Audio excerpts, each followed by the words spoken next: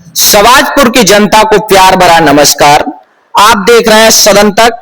आज हम मौजूद हैं समाजपुर विधानसभा 154 के लोकप्रिय नेता व चर्चित धर्मेंद्र कुमार अग्निहोत्री जी के साथ।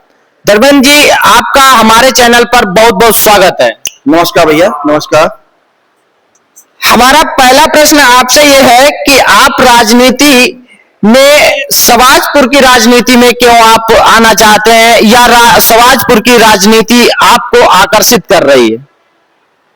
देखिए, राजनीति मेरे लिए पद पाने का माध्यम नहीं है, बल्कि जनता की सेवा का माध्यम है। समाजपुर की जनता समस्याओं को करीब से मैंने देखा है। किसान, नौजवान, सड़क, स्वास्थ्य और रोजगार जैसे मुझे आज भी हमारे सामने मुद्दे रहे हैं। मुझे लगा कि अगर इन समस्याओं केवल देखकर चर्चा करेंगे तो बदलाव नहीं आएगा। इसलिए मैंने तय किया कि जनता के बीच रहकर उनकी आवाजों को मजबूती से उठाया जाएगा। मेरा लक्ष्य सत्ता नहीं, समाजपुर की सेवा और विकास की राजनीति करना है। हमारा जो दूसरा प्रश्न है, आपकी छोटी बहन रजनी तिवारी जी जो प्रदेश सरकार में उच्च शिक्षा मंत्री हैं, आप उन्हीं के संघर्षों के बदौलत या फिर उनके द्वारा जो विरासत आपके राजनीतिक रही है उसी के हिसाब से आगे बढ़ना चाहते हैं, या आप युवाओं के लिए कुछ अन्य सोच रखते हैं? मैं अपनी बहन के राजनीतिक अनुभव और संघर्ष का सम्मान करता हूं, लेकिन मेरी पहचान सिर्फ किसी रिश्ते की वजह से नहीं होनी चाहिए। जनता मुझे मेरे काम, मेरी सोच और मेरी उपलब्धता से पहचाने। मैं ये चाहता हूं, परिवार से मुझे राजनीति की समझ जरूर मिली है, लेकिन अपनी राजनीतिक यात्रा में जनता के विश्वास और अपने काम से तय करना चाहता हूं। हमारा जो तीसरा प्रश्न है, क्या आप 2027 में विधानसभा चुनाव लड़ने की पूरी तैयारी कर ली है? बिल्कुल, 2027 को लेकर मेरी तैयारी निश्चित रूप से है, लेकिन अंतिम फैसला पार्टी नेतृत्व का होगा। अगर पार्टी मुझे अवसर देती है तो मैं जरूर अवश्य उसमें चुनाव में आऊंगा, और जनता का आशीर्वाद अगर मिलता है तो मेरी प्राथमिकता साफ है: किसान, नौजवान, सड़क, स्वास्थ्य, शिक्षा और बेरोजगार। मैं चुनाव केवल वादों के आधार पर नहीं, बल्कि एक स्पष्ट विकास रोडमैप के साथ लड़ना चाहता हूं। हमारा जो चौथा प्रश्न आपसे है, अगर आप विधायक बनते हैं तो पहले 100 दिनों में आप कौन से जो 3 काम करेंगे? पहली प्राथमिकता तो मेरी होगी सड़क और जल भराव की समस्या, ताकि गांवों और बाजारों की कनेक्टिविटी बेहतर हो। दूसरी प्राथमिकता होगी स्वास्थ्य व्यवस्था, जहां डॉक्टर, दवा, जरूरी सुविधाएं जनता को समय से मिल सकें, क्योंकि अगर ये चीज जनता को समय पे नहीं मिलती तो बहुत काफी आदमी अगर मरीज है तो सब नुकसान ही नुकसान हो जाता है। हमारा जो 5वां प्रश्न आपसे है वो ये है कि किसानों के लिए आपकी सबसे बड़ी प्राथमिकता क्या रहेगी, जिसमें सिंचाई, खाद, बीज या फसल का उचित मूल्य? किसान की एक समस्या नहीं, इसलिए समाधान भी एक नहीं।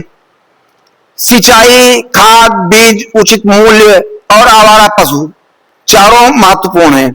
मेरी कोशिश होगी कि किसानों को अपनी फसल बचाने के लिए रात रात भर खेतों की रखवाली ना करनी पड़े और उसकी मेहनत का उचित मूल्य मिले। किसान मजबूत होगा, समाजपुर की अर्थव्यवस्था मजबूत होगी। हमारा जो छठा प्रश्न आपसे है, युवाओं के लिए, समाजपुर के युवाओं के लिए जो रोजगार बाहर जाना पड़ता है, उस पर आपकी क्या राय होगी और क्या उनके युवाओं के लिए आप करेंगे? देखिए, हमारे युवाओं में प्रतिभा की कमी नहीं है, अवसरों की कमी है।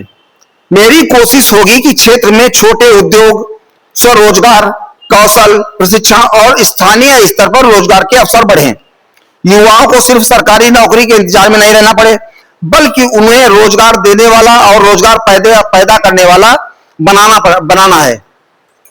हमारा जो 7वां प्रश्न आपसे है, बारिश में बाढ़, जल भराव और खराब सड़कें जो बड़ी समस्या बनती रही हैं, उन पर आप कैसे कार्य करेंगे? देखिए, ये तो बात है, हर साल बारिश आने पर राहत और मरम्मत की राजनीति करने से समस्या का समाधान नहीं होता है। हमें पहले से चिन्हित करना होगा, कहां जल भराव होता है, कहां पे इन चीजों की व्यवस्था करानी है और किन सड़कों का स्थायी निर्माण होना है। संबंधित विभागों के साथ मिलकर स्थायी जानकारी, जल निकासी और मजबूत सड़क व्यवस्था मेरी प्राथमिकता में होगी। हमारा जो 8वां प्रश्न आपसे है, शहबाजपुर की स्वास्थ्य व्यवस्था को लेकर आपकी प्राथमिकता क्या रहेगी? अस्पताल या डॉक्टर या स्वास्थ्य सुविधाएं? देखिए, मेरे लिए तीनों जरूरी हैं। अस्पताल भवन बना देना ये स्वास्थ्य व्यवस्था नहीं है। यहाँ डॉक्टर हो, दवा उपलब्ध हो और मरीजों को समय पर इलाज दिया जा सके, ये जरूरी है। साथ ही गांवों तक स्वास्थ्य सेवाएं पहुंच सकें, गरीब परिवारों का इलाज हो सके, अपना घर जमीन बेचने की नौबत ना आए, यही मेरी सोच है। हमारा आपसे जो 9वां प्रश्न है, जिसमें आप जनता को जो वादा करेंगे वो विधायक बनने के बाद जनता से मुलाकात करते रहेंगे या उनके जो विकास कार्य हैं उनकी सूची जारी करते रहेंगे? देखिए, मैं मानता हूं कि जनता विधायक को 5 साल के लिए चुनती है, लेकिन विधायक को जनता से 5 साल दूर रहने का अधिकार नहीं देती। मैं नियमित रूप से जनता के बीच रहना चाहूंगा और अपने काम का रिपोर्ट कार्ड जनता के सामने रखना चाहूंगा। जनता मालिक है और जनप्रतिनिधि उसका सेवक है। हमारा अंतिम और लास्ट प्रश्न यह रहेगा आपसे कि अगर जनता आपसे पूछे कि हम आपको वोट क्यों दें, तो आपकी क्या राय रहेगी?